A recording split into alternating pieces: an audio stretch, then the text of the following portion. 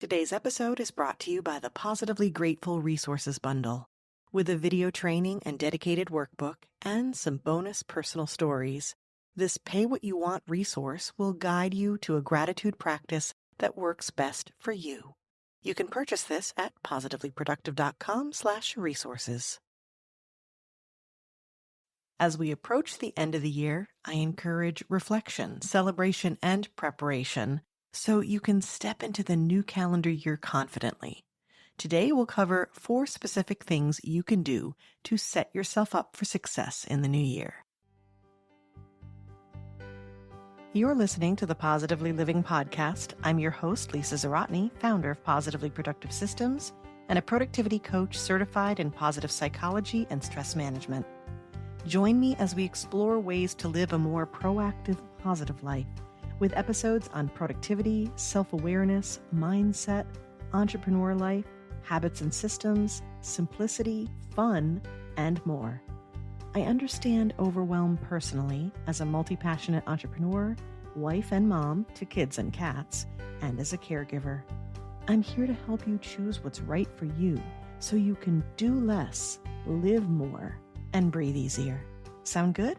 Let's get to it.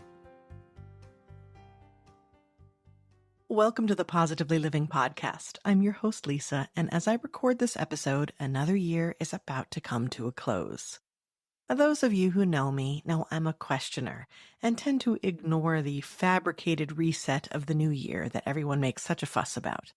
Like how you need to have your resolutions in place and start a new habit on January 1st only, lest it all be for naught. I've been on a soapbox about that for quite some time, but in fairness, there is something about having a fresh start, and we live in a society where there are deadlines related to the calendar year, so we need to play by those rules too. As we approach the end of the year, I encourage reflection, celebration, and preparation so you can step into the new calendar year confidently. Today, we'll cover 4 specific things you can do to set yourself up for success in the new year. 2 are strategic and 2 are specific, but I believe they're all important. Let's start with the strategic. Number 1, reflect on where you've been. Reflection is a powerful tool for growth and self-awareness. It's also a chance to celebrate what you've achieved, which I think we do far too little of. I love the saying, it's either a win or a learn. And I think in both cases, it can be a learn. The best way to learn, though, is by pausing for a moment and reflecting on what's happened. So you want to do that for this past year. And why do you need to do that before the new year starts? Mostly because by the time January kicks in, you'll be so distracted by all the newness around you, it'll be way too easy to skip this step. So you need to have a deadline built in.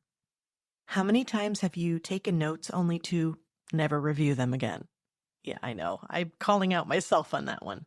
How about journaled but never actually reread what you wrote? Exactly. Now is the time to look back just a bit before you forge ahead. You can take stock of things, celebrate, and even practice gratitude, and use what you've learned to inform your future choices. How do you do this? Schedule some time before year end to look back at the past year, both personally and professionally. What were your biggest accomplishments? What challenges did you overcome? What lessons did you learn? What stands out as most exciting to you? What are you proud of? What seemed like a good idea at the time? What would you do differently?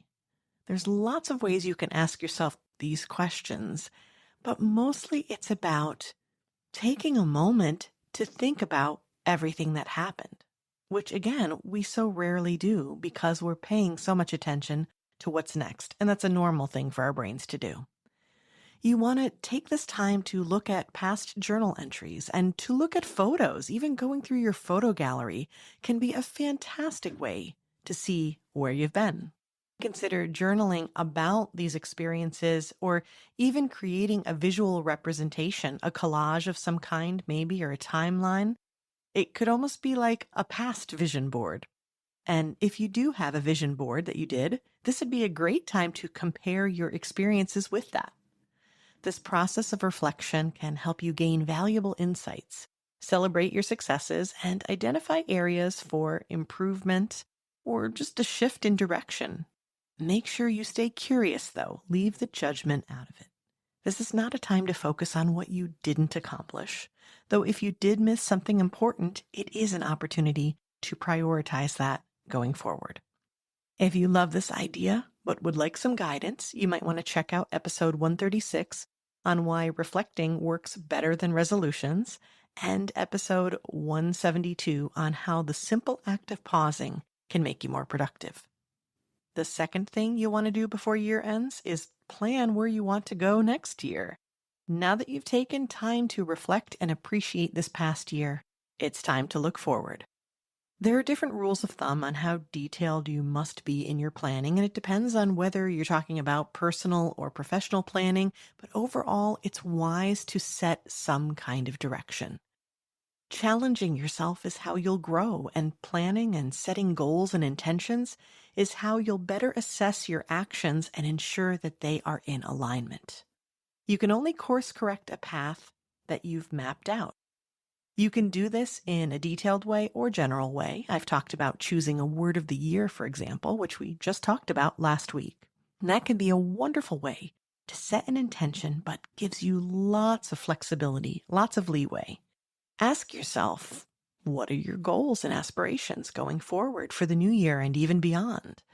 What would you like to achieve? And perhaps, most importantly, what kind of person do you want to be? Where do you want to focus your energy and attention? What matters? Whether it's advancing your career or deepening your relationships or pursuing some kind of personal passion. Having a clear vision for your future can provide you with the motivation and direction you need to stay on track and to achieve those goals, those dreams. If you'd like to dig into this topic a bit more, you'll want to check out episode 82 on the planning mindset that you need, episode 160 on seasonal planning for neurodiverse entrepreneurs, episode 187 on figuring out your planning style.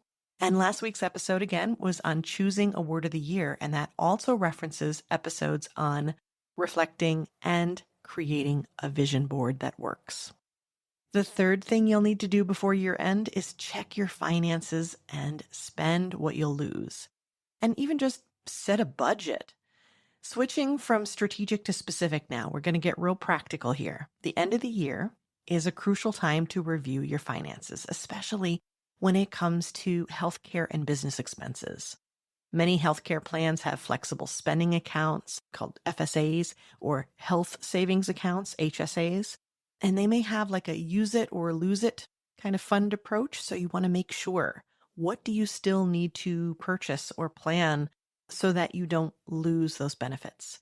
And many companies use this time of year as an open enrollment time, a time where you can change plans or change contributions. So you want to look out for that. You want to take time to assess your remaining balances and consider what funds are eligible for expenses that you need to do now.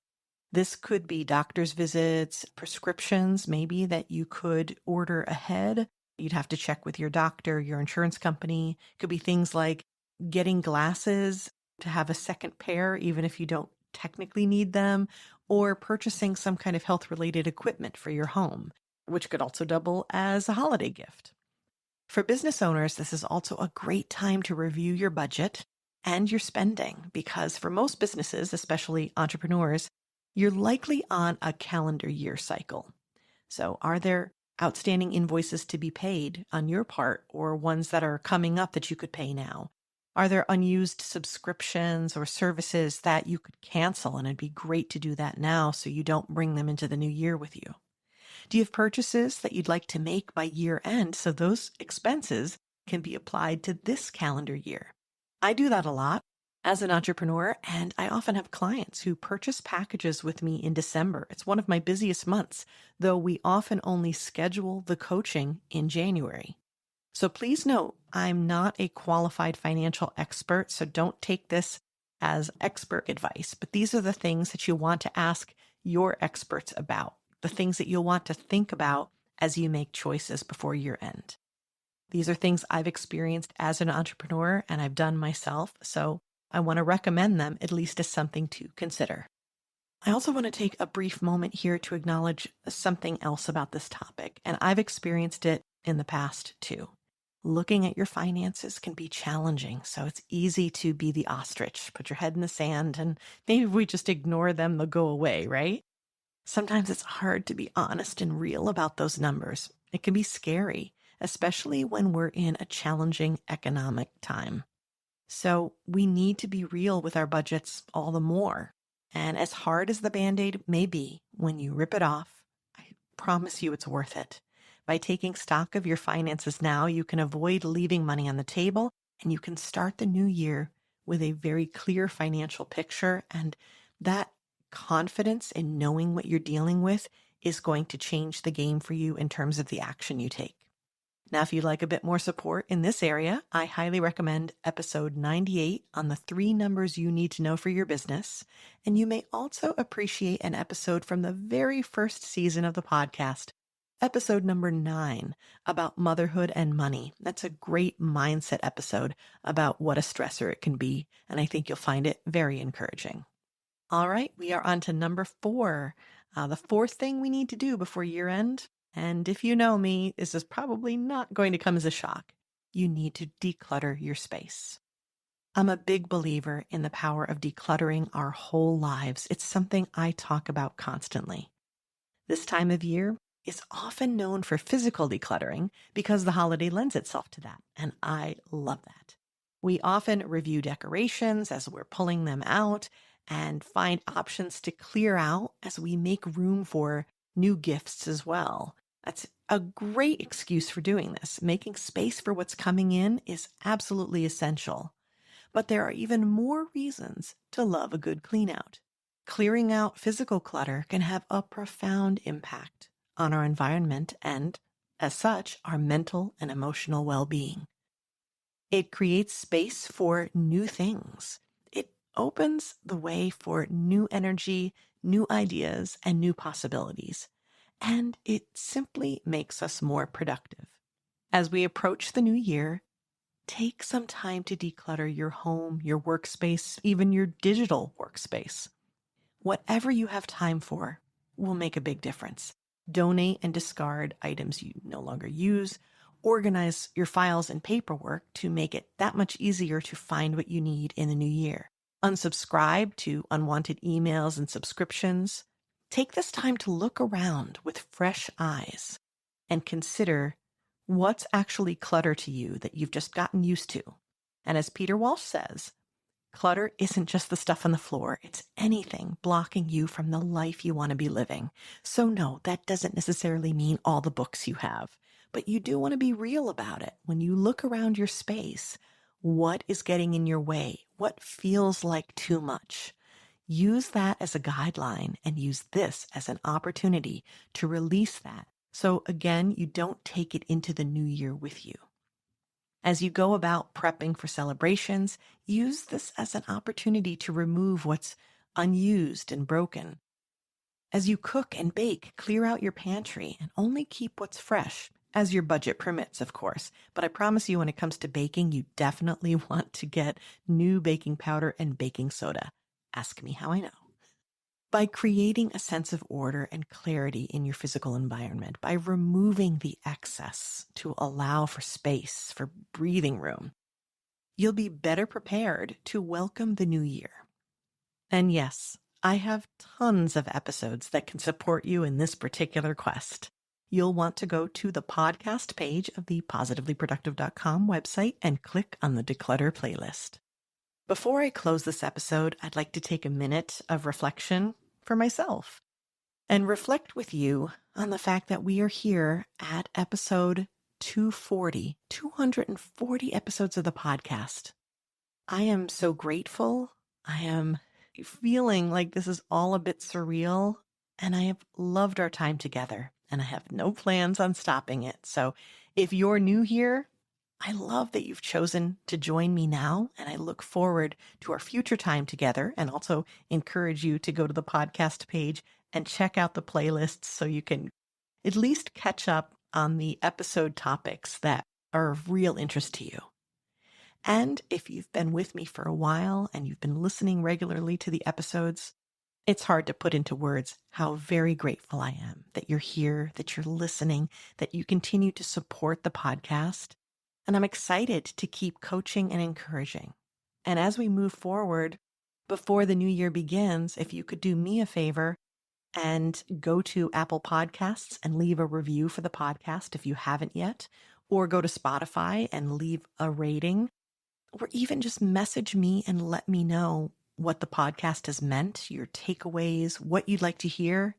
I would love that. That would be a wonderful holiday gift. Okay, it's time to take action.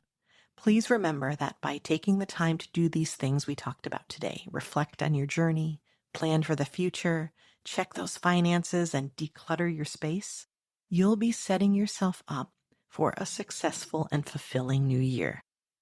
And even if you do just a little bit in each category, the return on investment will be significant. After all, this is a process, not a one-time event. You'll be doing this again this time next year, and you'll be able to celebrate the work you did now. Lastly, as you pause, reflect, and reset, please be gentle with yourself. Celebrate your progress and embrace the possibilities that lie ahead for you. And don't hesitate to connect with me if you'd like some accountability and guidance as you do this. You can definitely start this process yourself, but if it feels like too much, that's why I'm here. We could do a high-level review together in one coaching session. I welcome you to message me with questions about this or head right to the coaching page of the positivelyproductive.com website if you'd like to see package options.